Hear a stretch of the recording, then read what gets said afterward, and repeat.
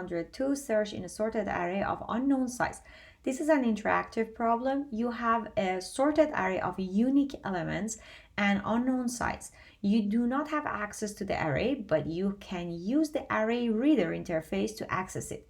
You can call array reader.get at index I, and what we are going to get in return, if there is a value at index I, is going to return that value, and if not, it will return this huge number. And you are also given a target value.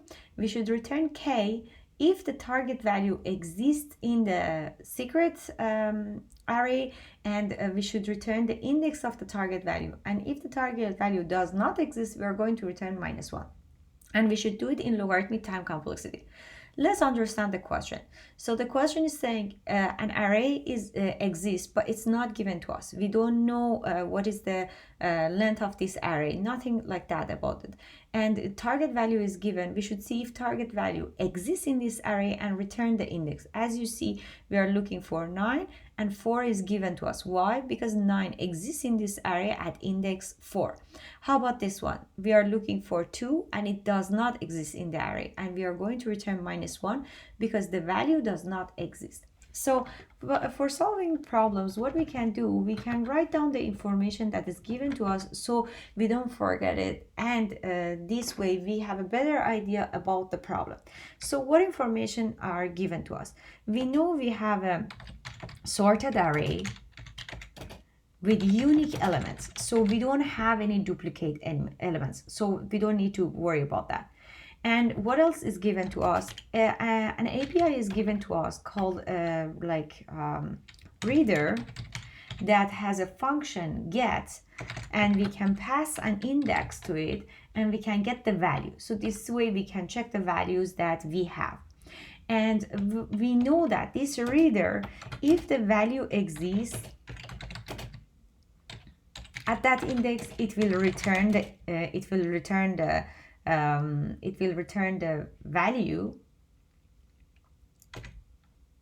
right? Return the value at index I, return the value. And if the value does not exist, it will return 2 power 31 -1, a huge number. So we know that it's not gonna return like an error. It will return a big number, or it will return the value, which means the value exists at that index. And what else do we know? We know the target value that we should look for. Target is given to us, and if we can find the target, if target exists, we are going to return the index, and if not, we are going to return -1. So this is the case that we have, and we should do it in logarithmic time complexity. So what we should do is, like, if we had the length of the array, we could just do the binary search. We could have 2 pointers, left pointer and right pointer, and we could find the mid value. And because we know it's sorted and it's sorted ascendingly, we could just do this. We could find the middle value and compare the mid value with the target we have. If the mid value was smaller than the target, we would check the right side of the mid value, and if it was smaller, we would check the left side of the mid value. But we don't have the array size. So what should we do? We should find the boundary. The boundary of the, we should find or define or determine the boundary.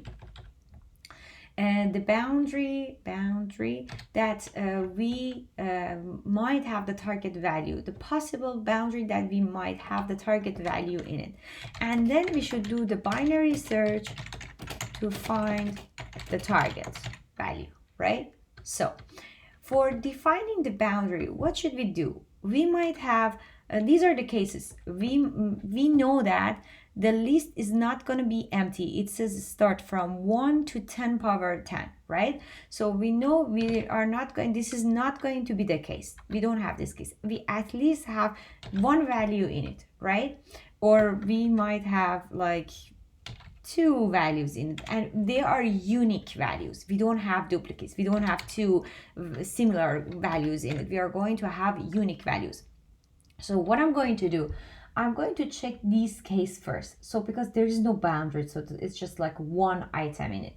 I'm going to check if reader.get at index 0, if it is equal to target, this is the easy case, just return the index 0.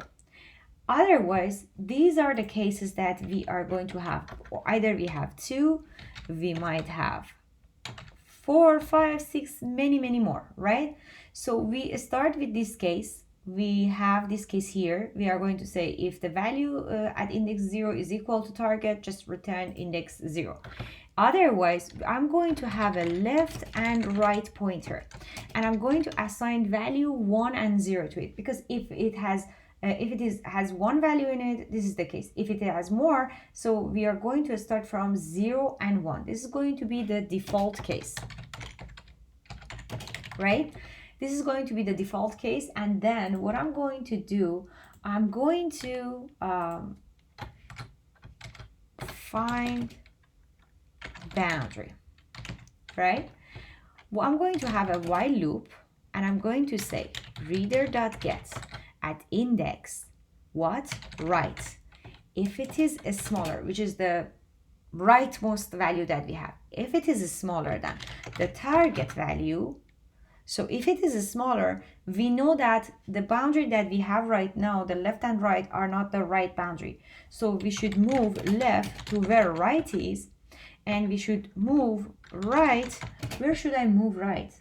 I'm going to say, because we are going to do it in logarithmic, I'm going to move right one step. I'm going to shift the value that I have for this, which is 1 right now. I'm going to shift the binary value of 1 step to the left. Let's understand this. So when we have numbers, we are going to convert them. When we have this sign, it means we are going to shift it X number of times to the left. And if it is like this, we are going to shift it X number of times to the right. So this is the value we are going to, these are the steps that are going to happen. We have the value is given. We convert this value to binary, shift it like to the left and right based on the direction that is given to us, shift X times to left or right, right? So if the binary of 1 is going to be this, so you know that this is going to be 2 power 0, 2 power 1, 2 power 2, 2 power 3, and so on. So 1 is like this, so we are going to shift it 1 step to the left. 1 step to the left is going to be here. So the value right now is going to be 2 power 0, 2 power 1 is going to return 2. Let's do another example. We have value is given to us is 2. This is the binary of 2, 2 power 0, 2 power 1. This is the binary of 2. We are going to shift it to the left 3 steps. 1, 2, 3 steps. So 1 is going to be here. As you see, this is going to be the case. So 2 power 0, 2 power 1, 2 power 2, 2 power 3, 2 power 4 is going to be 16. That is what is returned to us. So what we are going to do, we have defined this like the value is a starting point is 1, and we are going to move it 1 step to the left. And if I move this 1 step to the left, is going to be what? As you see here, 2, like this is the case, 1 step to the left is going to be 2. And we are going to move it to the left to power of 2. So after doing that, when this way we can find the boundary. After finding the boundary, I'm going to do the binary search, which you are all familiar with. So what I'm going to do, I'm going to say I have the left. As long as left is smaller than or equal to the right, I'm going to find the pivot point. What is the pivot point? The pivot point is going to be equal left plus right, integer division by 2. We are going to get the value that we have here. What is reader.get at pivot index? This is the value that is given to us, mid. And then what I'm going to do, I'm going to say if mid is equal to target, I'm going to return pivot. Otherwise, okay, if the mid is smaller than target, so what should we do? Mid is smaller than target, so we should move to the right. So I'm going to say the left is going to be pivot plus 1. Why pivot plus 1? Because I have checked pivot right here, so I should go one step to the forward. And else, which means it's bigger, so I'm going to move the right pivot minus 1, right? And I'll keep doing that until we either find the value and we are going to return that index, or we are going to return minus 1. So the space complexity for this is going to be constant because we are not using any extra space, auxiliary space. And the time complexity is going to be logarithmic for this while and this while, so the total time complexity is going to be logarithmic. And let me run this, and there we go. Thank you.